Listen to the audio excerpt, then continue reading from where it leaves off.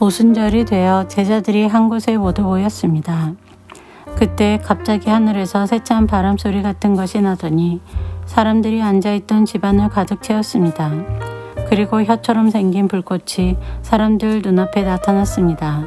그 불꽃은 여러 갈래로 갈라져 그곳에 모인 한 사람 위에 머물렀습니다.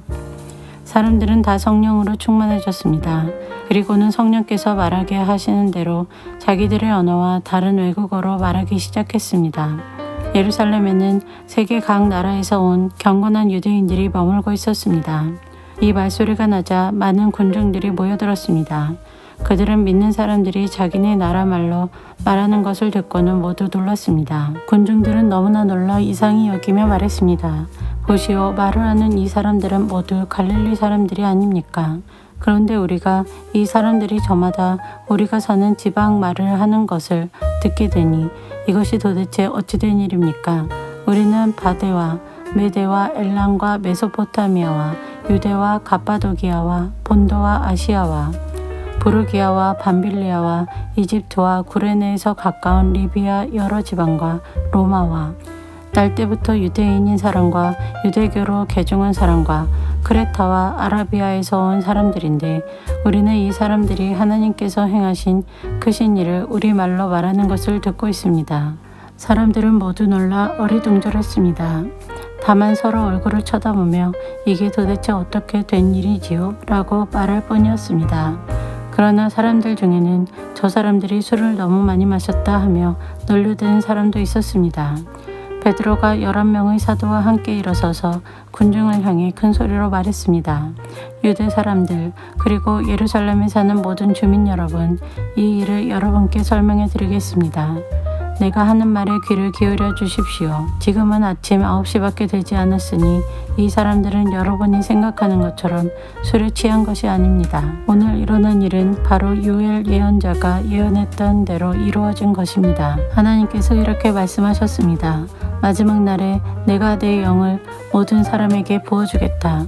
너희의 아들과 딸들은 예언할 것이요 너희의 젊은이들은 환상을 볼 것이요 너희의 늙은이들은 꿈을 꿀 것이다.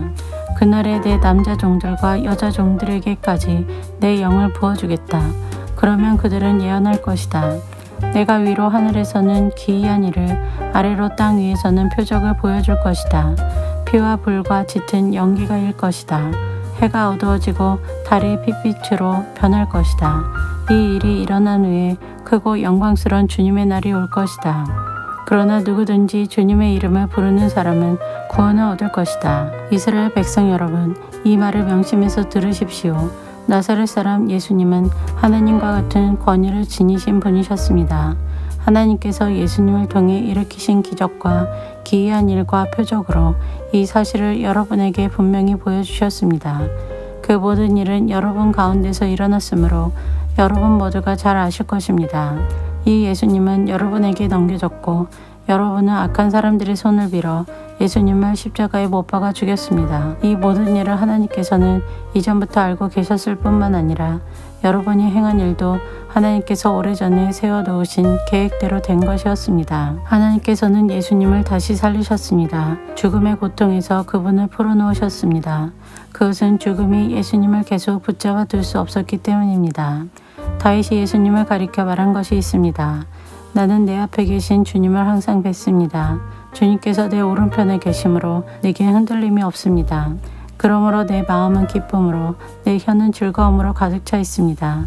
내 몸도 소망 속에 살 것입니다. 주님께서는 나를 무덤에 내버려 두지 않으시며 주님의 거룩한 분을 썩지 않게 하실 것입니다. 주님께서는 내게 생명의 길을 알려주셨습니다. 주님께서는 나와 함께 계시면서 내게 기쁨을 가득 채우실 것입니다. 형제 여러분, 나는 우리 조상 다윗에 대하여 여러분에게 자신 있게 말씀드릴 수 있습니다. 다윗은 죽어 땅에 묻혔으며 그의 무덤은 오늘날까지 우리 가운데 남아 있습니다. 하나님께서는 다윗에게 그의 자손 가운데 한 사람을 택하여 다윗의 보좌에 앉게 하실 것이라고 맹세하셨습니다.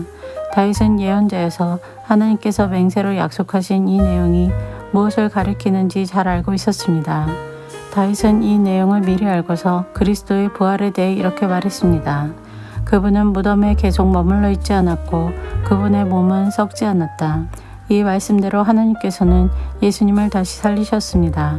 우리 모두가 이 일의 증인입니다. 하나님께서 예수님을 높은 곳에 올려 하나님 오른편에 앉히자 예수님은 하나님 아버지께서 약속하신 성령을 받아 지금 여러분이 보고 들은 것처럼 우리에게 부어주셨습니다. 다윗은 하늘로 올라가 본 적은 없었지만 이렇게 말했습니다. 하나님께서 내 주님께 말씀하시기를 내 오른편에 앉아 있어라. 내가 내 원수들을 내 발 아래 둘 때까지. 그러므로 모든 이스라엘 백성이 분명히 알아야 할 것이 있습니다. 여러분이 십자가에 못 박은 이 예수님을 하나님께서는 주와 그리스도가 되게 하셨다는 사실입니다. 사람들은 이 말을 듣고 마음이 찔렸습니다. 그래서 베드로와 다른 사도들에게 우리가 어떻게 하면 좋겠습니까? 라고 물었습니다. 베드로는 이렇게 대답했습니다. 회개하고 여러분은 각각 예수 그리스도의 이름으로 세례를 받으십시오. 그러면 여러분의 죄는 용서받을 것이며 성령을 선물로 받게 될 것입니다. 이것은 여러분과 여러분의 자녀뿐만 아니라 먼 곳에 떨어져 사는 사람들, 즉 주 우리 하나님께서 부르시는 사람들에게 주시는 약속입니다. 베드로는 이 밖에도 다른 여러 말로 그들에게 호소하고 이 악한 세대에서 구원을 받으라고 권하였습니다. 베드로의 설교를 받아들인 사람들은 세례를 받았습니다. 그날 믿은 사람의 수는 3,000명이나 되었습니다. 사람들은 사도들의 가르침을 받으며 서로 교제하고 빵을 나누어 먹고 기도하는 일에 힘썼습니다. 사도들을 통해 많은 기적과 표적이 나타났습니다. 그러자 모든 사람들에게 두려운 마음이 생겼습니다. 믿는 사람들은 다 함께 모여 모든 물건을 공동으로 사용하며 살아갔습니다. 그들은 재산과 모든 소유를 팔아서 필요한 사람들에게 나누어 주었습니다. 그들은 날마다 한 마음으로 성전뜰에 모였습니다. 그리고 집집마다 돌아가며 함께 모여 기쁘고 순수한 마음으로 식사를 같이 하였습니다. 그들은 하나님을 찬양하였으며 모든 사람에게서 칭찬을 받았습니다. 주님께서는 구원받는 사람을 날마다 늘어나게 하셨습니다.